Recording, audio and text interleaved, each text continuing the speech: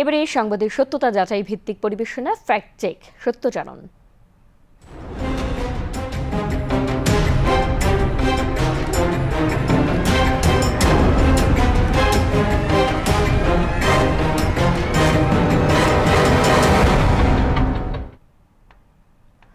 Content creator ও অভিনেত্রী কারিনা কায়সারের দাফন ঘিরে সামাজিক যোগাযোগ মাধ্যমে ছড়িয়ে পড়েছে এক বিভ্রান্তি। একটি ভিডিওতে দাবি করা হচ্ছে তার কবর খোঁড়ার সময় মাটি থেকে বেরিয়ে আসে সাপ। তবে অনুসন্ধানে উঠে এসেছে ভিন্ন তথ্য। ফ্যাক্ট চেক করে বিস্তারিত জানাচ্ছেন সহকর্মী গোলাম মর্তুজা।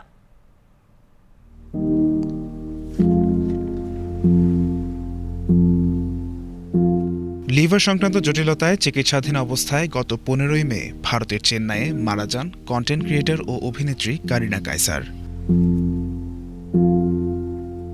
গণমাধ্যমের তথ্য অনুযায়ী সোমবার মুন্সিগঞ্জের আবদুল্লাপুরে তাকে দাফন করা হয়। এরই মধ্যে সামাজিক যোগাযোগ মাধ্যমে ছড়িয়ে পড়ে একটি ভিডিও।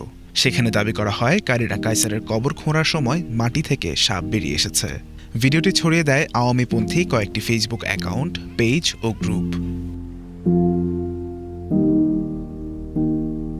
অনেক ব্যবহারকারী বিষয়টি সত্য ভেবে ভিডিওটি শেয়ারও করেন। তবে প্রেস ইনস্টিটিউট বাংলাদেশের fact check team Bangla fact অনুসন্ধানে জানায় দাবিটি অসত্য। যাচাইয়ে দেখা যায় ভিডিওটি কারিনা কায়সারের কবর খোঁড়ার কোনো দৃশ্য নয়, বরং একই ভিডিও 2024 সালের মে মাস থেকেই ইন্টারনেটে ঘুরছে। অনুসন্ধানে আল মাউসিল তাজমাউন নামের একটি ফেসবুক পেজে 2024 সালের 9 মে প্রকাশিত একই ভিডিও শনাক্ত করা হয়। ভিডিওটির প্রকাশের তারিখ থেকে নিশ্চিত হওয়া যায় এটি সাম্প্রতিক কোনো ঘটনার ভিডিও নয় এবং কারিনা কায়সারের দাফনের সঙ্গে এর কোনো সম্পর্ক নেই।